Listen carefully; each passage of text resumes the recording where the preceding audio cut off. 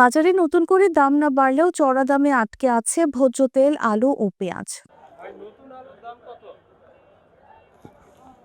নতুন আলু তো আপনার দেখা যাচ্ছে কালকে বেচছিলাম 90 টাকা, আজকে 100 টাকা বেচতেছি। আলু আমদানি একটু বেশি হইলে দাম একটু কম দেয়, আবার না থাকলে একটু দাম বেশি দেয়। এটা হলো আমদানির উপরে। আর পুরান আলু যেটা ওটা হলো আপনার খুচরা বিক্রি হইতেছে 75 টাকা, আর পাইকারি হইলো 67-68 এরকম। দেশি ভেজ, এটা হলো আপনার ফরিদপুরের দেশি ভেজ, 110 টাকা বেচতেছি। আর যেটা আপনার ওটা 125-30 এরকম। এটা কিনা হইলো আপনার 103 টাকা। এর চেয়ে দামের কোনো শেষ নাই। এটা আপনার কেউ 90 বেচে, কেউ 100 বেচে, এরকম মানে মাল যেরকম মালের উপরে আর কি দাম। ইন্ডিয়ান না, এটা মিশরের।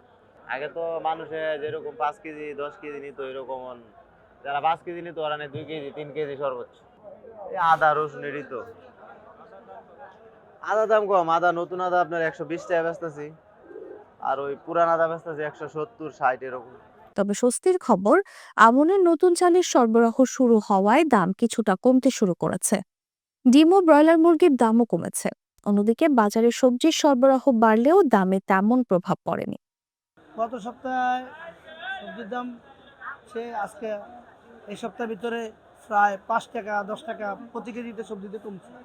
মূল্য 40 টাকা বেচতে এখন 30 টাকা বেচে, 25 টাকা পাইকারি। এই কাঁচা জাল আমাদের কিনে 60 টাকা, আমরা 70 টাকা বিক্রি করি।